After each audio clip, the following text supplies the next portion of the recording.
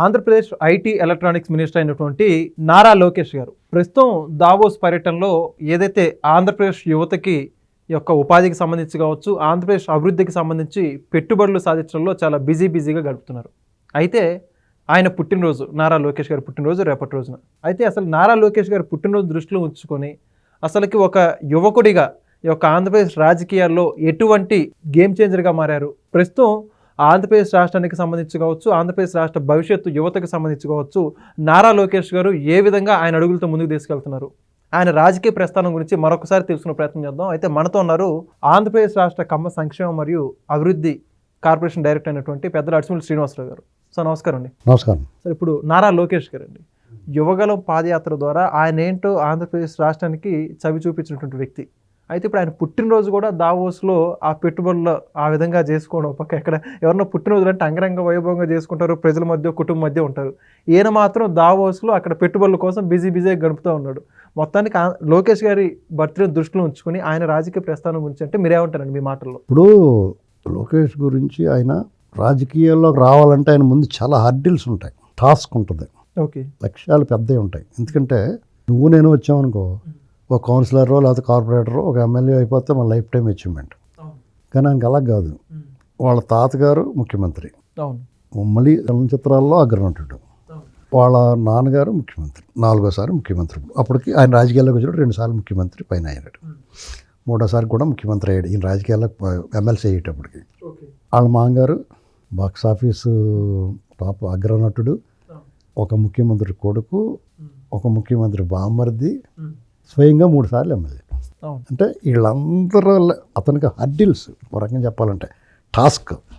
వాళ్ళందరినీ దాటి ఇతను ప్రూవ్ చేసుకోవాలి. అయితే ఈ విషయంలో ఇతను ఎంతవరకు సక్సెస్ అయ్యాడు అనేటువంటిది మనం ఆలోచిస్తే డెఫినెట్గా పూర్తి స్థాయిలో వాళ్ళందరినీ అధిగమించినట్టుగానే కనిపిస్తుంది. అంటే ఈయన వయసుకి, ఈయన అనుభవానికి వాళ్ళకి పోల్చుకుంటే ఇతను పూర్తి స్థాయిలో డిస్టింక్షన్ సాధించినట్టే లోకేష్ గారు. ఇది ఎలా చెప్పగలుగుతున్నాం అంటే చూడండి, చిన్నప్పటి నుంచి అతను చిన్నప్పుడు ఒక్కనొక్క కొడుకు చంద్రబాబు నాయుడు గారికి, భువనేశ్వర్ గారికి.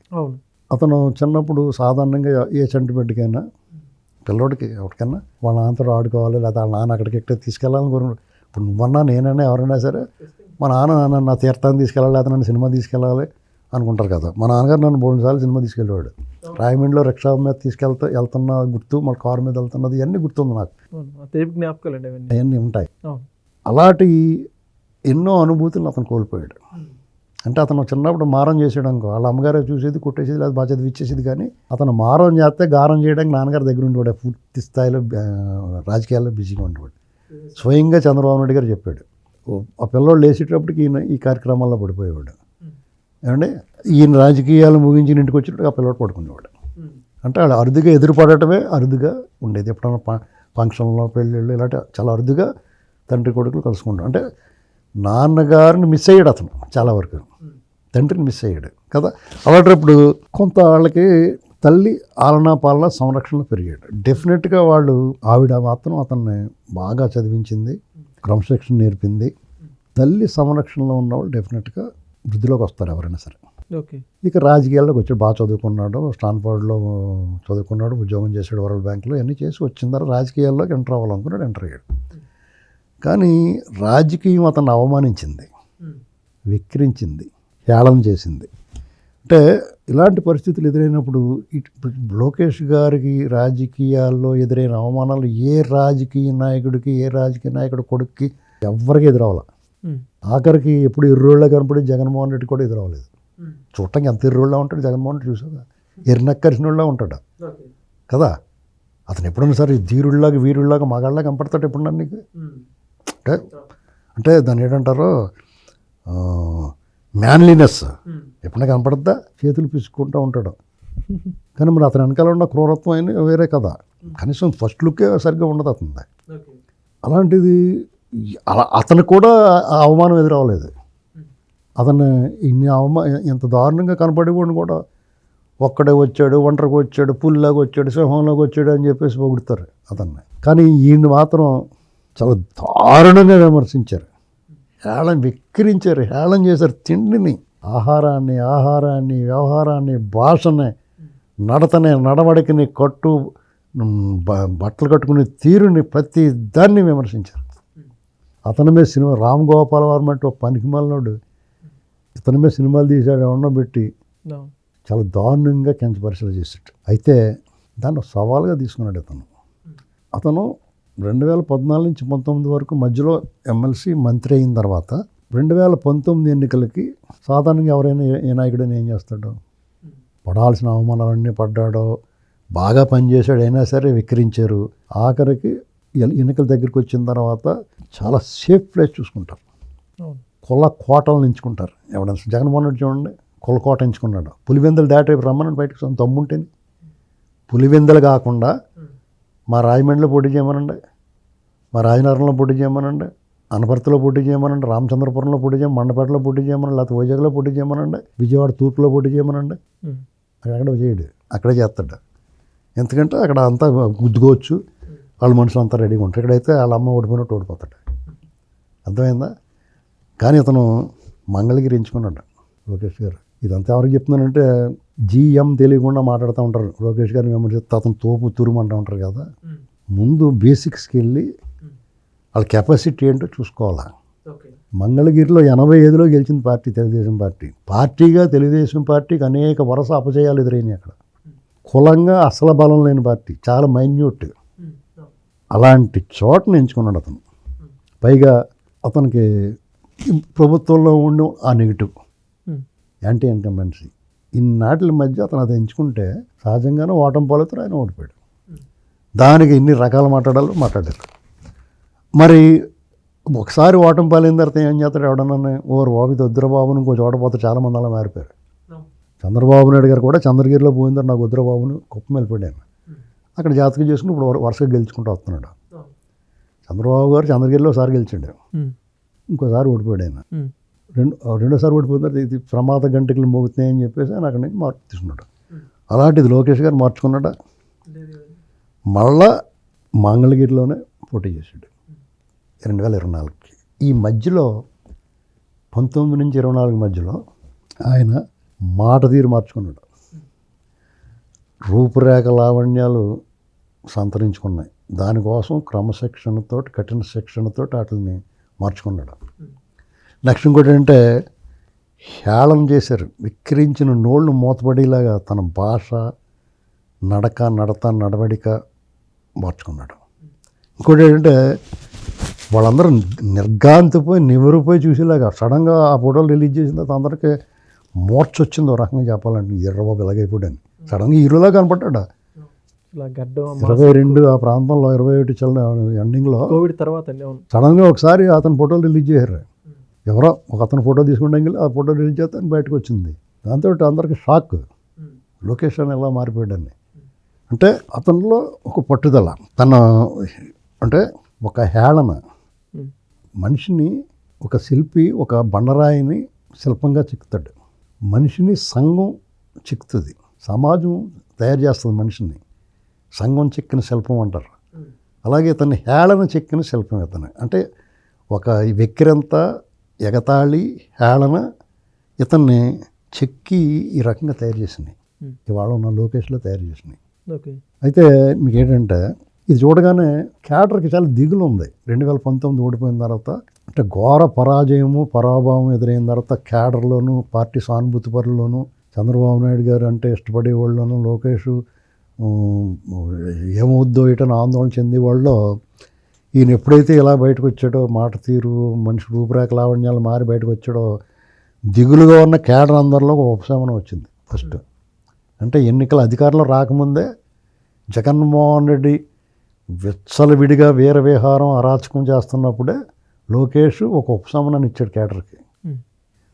ఏమున్నా నేను ఉన్నానంటే వచ్చాడు, లీగల్ సపోర్ట్ ఇచ్చాడు, మనోధైర్యాన్ని ఇచ్చాడు, వాళ్ళకి ఆర్థిక సహాయం చేశాడు, అండగా నిలబడ్డాడు. దౌర్జన్యాలకు గురై ఎవరైతే జగన్ బాధితులు ఇబ్బంది పడుతున్నారో వాళ్ళందరికీ అండగా నిలబడ్డాడు. ప్రతి పోరాటానికి ముందున్నాడు. అప్పుడు అతని పట్ల ఒక నమ్మకం, ఆశ కలిగింది. మనిషికి ఆశే శ్వాస. అలాగే రాజకీయ పార్టీకైనా పార్టీ కేడర్కైనా ఒక ఆశ ఉండాలి. రేపు వద్దు ఇప్పుడు జగన్మోహన్ రెడ్డి ఉందని వస్తాడో రాడు ఎందుకు వచ్చిన కూడా జైల్లో పోతాడేమో బాబు అనుకుంటున్నారు వాళ్ళందరూ. ఇంకా అప్పుడు వాళ్ళకి ఏం పని చేయబుద్ది వాళ్ళకి ఏమో ఇన్ని చేసిన తర్వాత ఇప్పుడు మొత్తం అన్ని ఏర్పాట్లు చేసావు ఏమన్నా ఆయన రావట్లేదండి అంటే ఏమైపోతావు. అలాగా జగన్మోహన్ రెడ్డి గురించి వీళ్ళందరూ బుట్టలు చెప్పుకున్నారు ఇంకో టఫాలు మళ్ళీ లోపల వేస్తారు ఇంకా అతన్ని వీళ్ళందరూ ఇక్కడ పారిపోవాలో తెలదు. అలాగా వీళ్ళకి ఒక ఆశ కలిగింది, అందరికీ ఉపశమనం వచ్చింది. దాంతో మొదలెట్టారు సాధనమున్న సమకూరు ధరలో అని అంటారు దీన్ని. అంటే నువ్వు ఏదన్నా సాధ్యపడాలంటే నువ్వు సాధన చేయాలి. సాధన చేయమురా నరుడా సాధ్యము కానిది లేదురా అంటారు. అలాగా ఇతను అసాధ్య సాధకుడిలా మారాడు. అంటే నీకు ఏకకాలంలో భాషని నడతని నడవడికని పనితీరుని రూపురేఖ లావణ్యాలని మార్చుకోవడం అనేటువంటిది అసాధ్యం. ఇతను అసాధ్య సాధకుడు ఆ విషయంలో. రెండు, ఒక పక్కన ఇతను అరాచకాలను ఎదిరిస్తూ ఉండాలి, పార్టీ క్యాడర్కి మనోధైర్యం నింపాలి, జగన్మోహన్ రెడ్డి అరాచకాల మీద ఫైట్ చేయాలి, క్యాడర్కి మనోధైర్యం నిలపాలి, నేనున్నానంటూ వాళ్ళకి నమ్మకం కలిగించి ఇవన్నీ ఒకదాని కల్లా ఒకటి. ఇప్పుడు శ్రీశ్రీ గారు సినిమాలో ఒక పాట రాశాడు, అగాధమో జలనిధిలోన ఆణిముత్యము ఉంటాయి అని చెప్పి శోకాన మరుగున దాగి సుఖమున్నదిలే అంటాడు. అలాగా ఒక రకంగా క్యాడర్ అంతా విషాదంలో మునిగిపోయారు. చంద్రబాబు నాయుడు గారికి తెలుగుదేశం పార్టీకి వాళ్ళ కుటుంబాలకు ఎదురయ్యే అవమానాలన్నీ చూసి శోకంలో మునిగిపోయారు. అలాంటి పరిస్థితుల్లో లోకేష్ అనేటువంటి వాడు ఒక రకమైన ఉపశమనం, వాళ్ళకి మనశ్శాంతి. ఇది చూడటానికి చెప్పడానికి ఇది ఇంత ఘన విజయం ఊరికనే రాలేదండి. మీకు ఆ గుండాతని చెప్తాడు ఊరికనే రావు అనేదని. అలాగా ఈ సంతోషం విజయం అవి కూడా ఉత్తినే రావు. ఇలా నిలబడ్డాను మా నాన్న చచ్చిపోయి ఓటేంటంటే ఏరి ఎవడున్నాయి దానికి ఎదుటి ఉండాలి. అక్కడ సానుభూతి ఉండబట్టి వాళ్ళ నాన్న మంచోడు అనుకుని వేసేసారు, మోసపోయారు. ఇక్కడ అలా కాదు కదా, దీనికి ఎంత కష్టపడ్డాడో. ఉత్తుకున్నాను ఏమీ రాలేదు విజయం మన కూటమికి. దీని వెనకాల ఇంత కష్టం ఉంది. ఓ పక్కనే జగన్మోహన్ రెడ్డి రాజకీయాలను అడ్డుకోవాలి, ప్రజలను ఒప్పించాలి, మెప్పించాలి, నేనున్నానంటూ భరోసా ఇవ్వాలి, కాపాడుకోవాలి, మనం గెలుస్తున్నాం అనేటువంటి నమ్మకం కలిగించి. లేదంటే ఆవిడకాళ్ళు ముందే పారిపోతారు. ఎంతమంది నాయకులు దోక్కున్నారండి. ఆఖరి 6 నెలలు వచ్చిన వాళ్ళు ఉన్నారు, 3 నెలలు వచ్చిన వాళ్ళు ఉన్నారు, గెలిచిన తర్వాత వచ్చిన వాళ్ళు ఉన్నారు, మళ్ళీ గెలిచి ముందు వచ్చిన వాళ్ళు ఉన్నారు, ఆఖరి సంవత్సరం అప్పటి వరకు కూడా ఎక్కడో తుపాకు దెబ్బ కనపడలేదు, చాలామంది పారిపోయారు. వాళ్ళందరూ చేస్తారు. ఇక పార్టీకి ఎవడన్నా మంచివి చేయడానికి తప్పదు, భరించాలనుకో అది వేరే కథ. తరం మారింది. అంటే 83, 93, 2003, 2013, 2023 ఇలాగా తరం మారింది. ఖచ్చితంగా వాళ్ళ స్వరం మారుతుంది, వాళ్ళ ఆలోచన విధానం మారుద్ది. ఎందుకంటే రామారావు గారు ఉన్నప్పుడు మనం ఏం కోరుకున్నాము, వాళ్ళు ఏం చేశారు అనేటువంటిది తర్వాత చంద్రబాబు నాయుడు గారు అయ్యంలో వచ్చినప్పుడు కొంత మారింది. చంద్రబాబు నాయుడు గారు అయ్యా అప్పుడే 4వ ముఖ్యమంత్రి అయినా.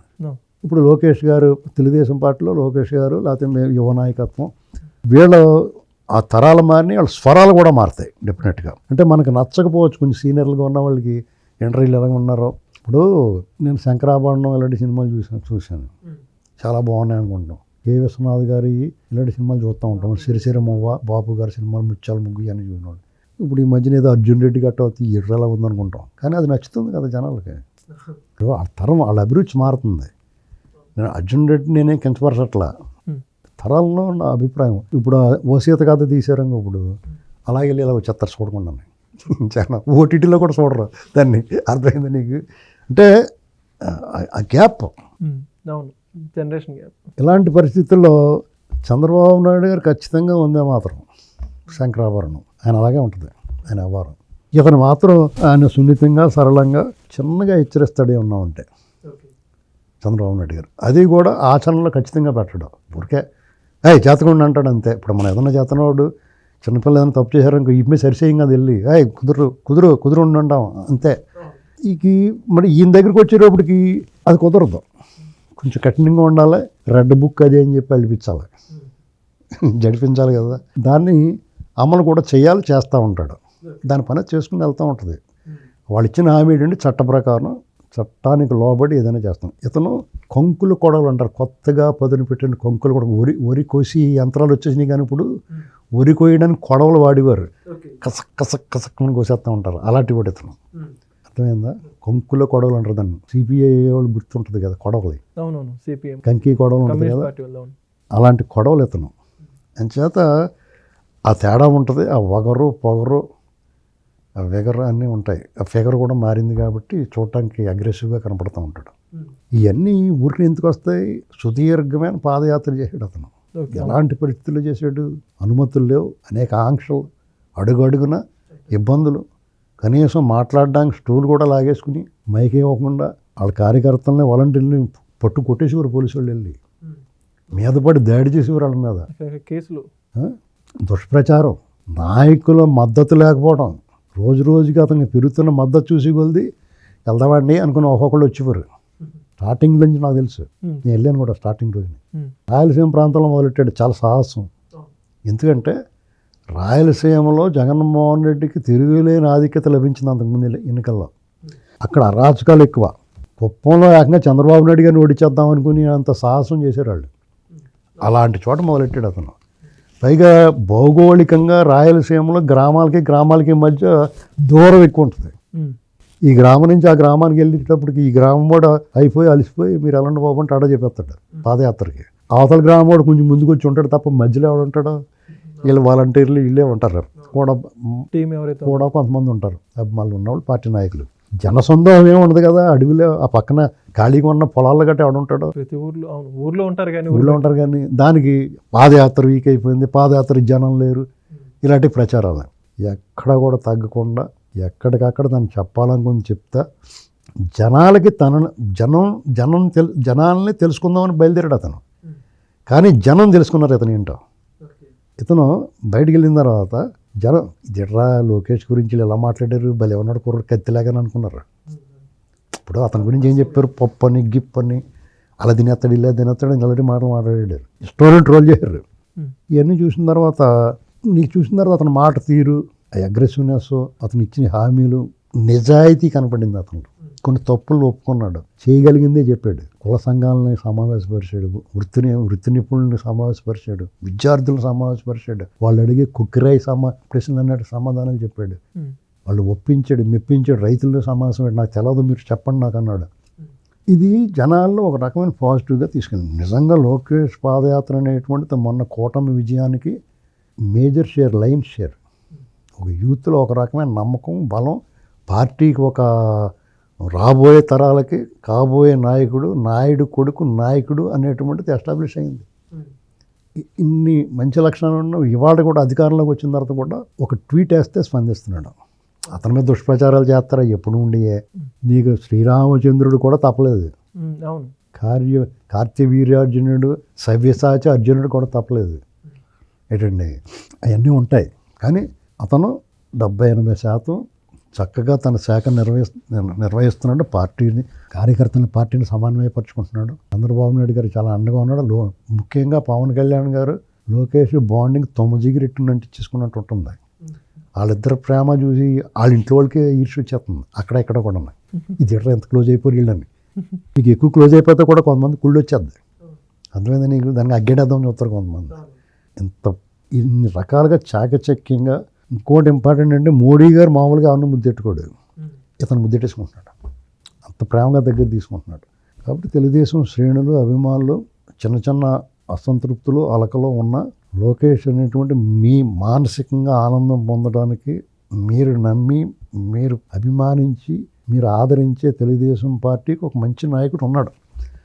డోంట్ వర్రీ అని చెప్పచ్చు. అదేవిధంగా తెలుగుదేశం పార్టీలో మరింత ముందుకెళ్ళాలి. పార్టీ కార్యకర్తలని కాపాడుకోవాలి, కార్యకర్తలు విలువ ఇవ్వాలి, కార్యకర్తలకి అభిప్రాయాలని తెలుసుకోవాలి. కార్యకర్తే పార్టీకి అధినేత అని చెప్పేసిన దాన్ని నిజమని నిరూపించాలని కోరుతూ లోకేష్ గారికి జన్మదిన శుభాకాంక్షలు. ఆల్ ది బెస్ట్ లోకేష్ గారు. ఖచ్చితంగా లోకేష్ గారి వ్యక్తిత్వం గురించి చాలా మీ పదునైన మాటలతో చాలా చక్కగా చెప్పేశారు. Thank you. Please subscribe to Leo news for more videos.